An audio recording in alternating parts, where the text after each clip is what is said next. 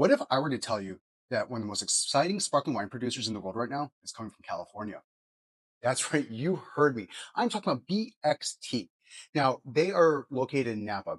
And from the first time I had one of their bottles, I was really excited and floored. I couldn't believe what I was tasting. Something very familiar, something very grower champagne, but from California, with that bit of California sunshine. So I had to learn more. They're up and coming. It's a husband and wife team by the name of Tom and Brittany Sherwood. Now, Brittany has a day job at some small winery called Heights. So Tom is the main driver on this. They're both from the industry with a big production background. Tom went to University of Adelaide, and grew up in Adelaide. This is his home. This is what he's about. But in California, he found a calling and he's doing a fantastic job. Now we're going to kick right off into their entry level wine. Their introduction wine is a better way of putting it. We were talking about the California immersion. This is a blend. This is really, to me, the essence of what they do. And this is their most affordable wine.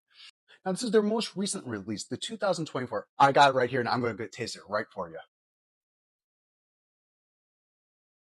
Really, really lovely. There's this orange peel nectarine appley thing.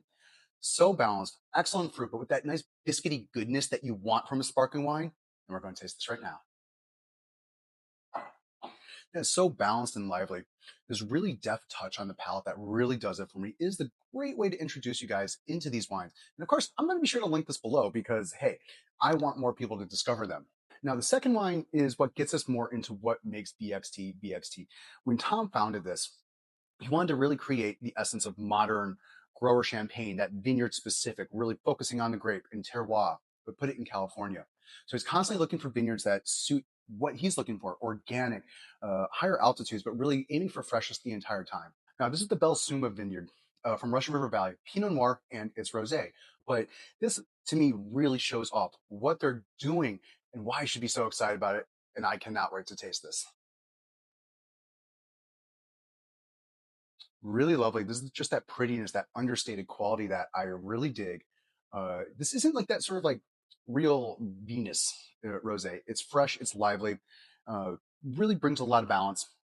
And a bit of like a orange peel, nectarine, apple, some rose petals, a bit of this like persimmon flavor that I'm really, really digging. A bit of ginger and a bit of like kumquat and vanilla brioche notes. Can't wait to taste this. That has such a lovely and creamy mouthfeel, but without it like being too creamy. It's balanced. That crisp acidity floats so well. It's vertical, refreshing, but it doesn't overpower. This is really, really pretty and a great way to just to show you the beginning of their range and what they do with Pinot Noir. Again, they treat everything differently, and that's a real lovely one. And wine number three is the McCormick 2023 McCormick Ranch. But to me, this is one of the perfect ways to get into what they actually do. This is site specific, really expressing the range of what sparkling wine can be in California. And it might be not exactly what you think, but it's really good. And I cannot wait to taste this. This real lovely, like sort of red fruit and strawberry base with red apples, quince, some spiced pears, boss pears, a bit of vanilla bean, this sort of daffodil yellow floral that I'm really, really digging. Elegant and understated. This isn't the kind of Blanc de Noir that's really going to beat you over the head with red fruits. It's all really subtle and really well melded together. And honestly, it's just pretty, and I cannot wait to taste this. That is really elegant and suave across the palate. Poised.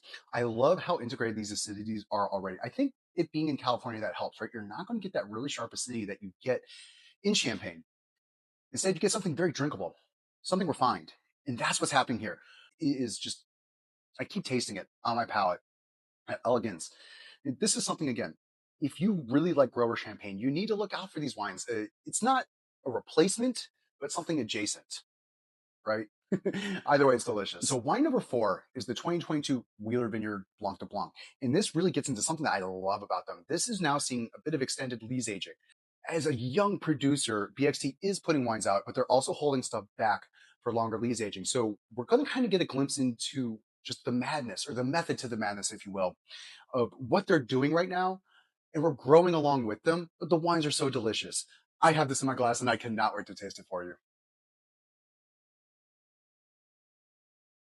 Wow.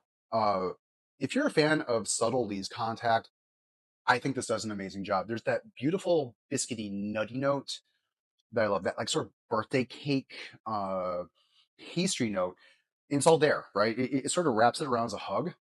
But with this almond, pear, apple, yellow florals, white florals, that kumquat, it's really, really lovely. I think the extended leaves contact has helped us a lot. This is a really, really complex nose for such a young wine. And I cannot wait to taste this.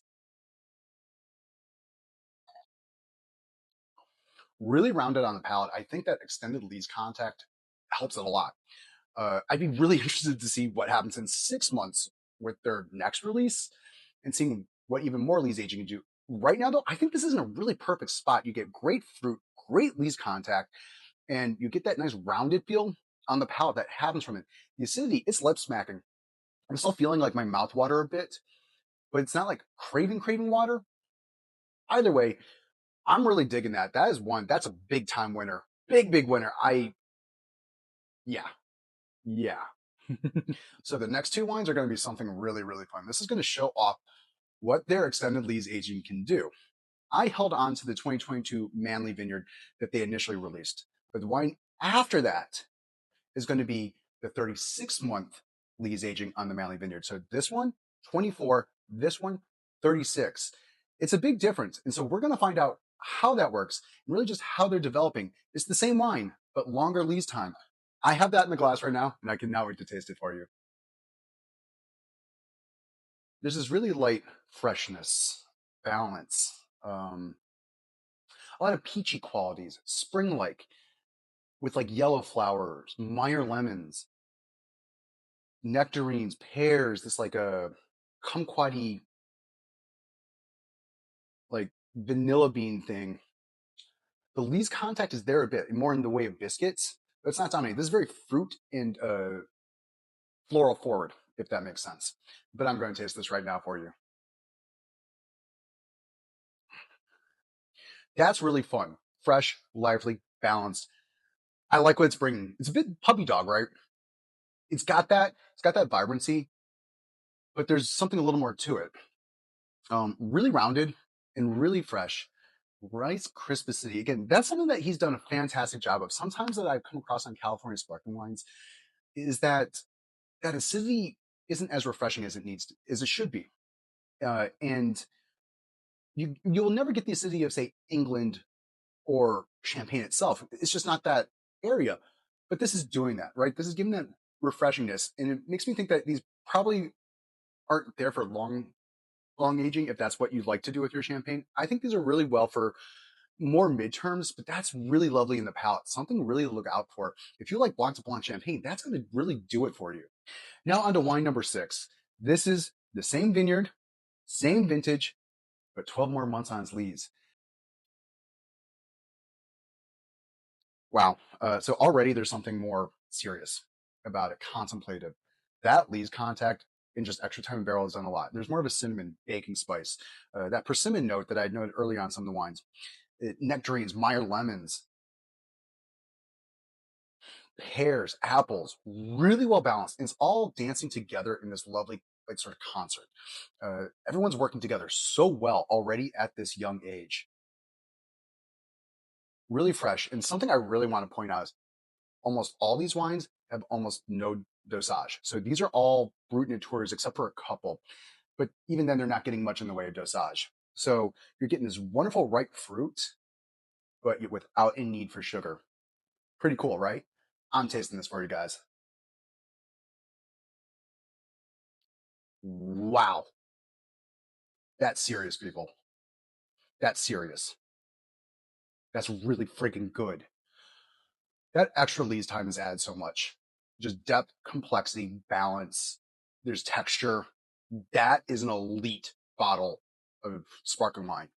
This is something I would happily put in front of anyone. I'm not sure if it's going to confuse for champagne, but here's what I know: is that's killer stuff. Wow. Yeah. Think about it. Marinate on it. Things. That's this. Woo! That is just some beautiful, beautiful, beautiful stuff.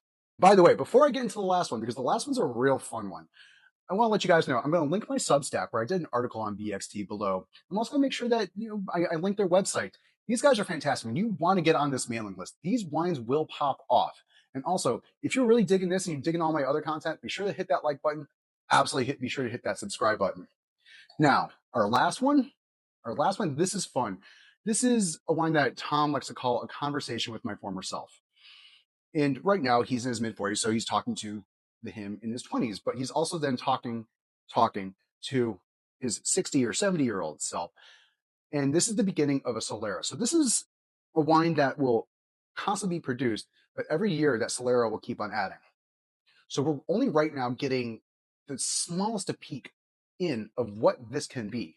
This has 2 vintages, so young, but even within that, we can have a lot of different complexity, and I cannot wait to try this for you. It's balanced, it's fresh, but it's got that searchingness. It's there's this lovely layer in this like sort of honeysuckle kumquat sort of thing, um, with a bit of like golden grams, biscuits, and brioche. It's really lovely, really melded together, and showing off, I think, a lot of what they do so well. And I cannot wait to taste this for you. I think that showed really well. And I think it's a great glimpse into what they're doing and where they may be going. It's exciting. And I really hope you guys had a chance to enjoy that. Again, be sure to hit that like button, be sure to hit that subscribe button, and I cannot wait to see you on the next one. Cheers.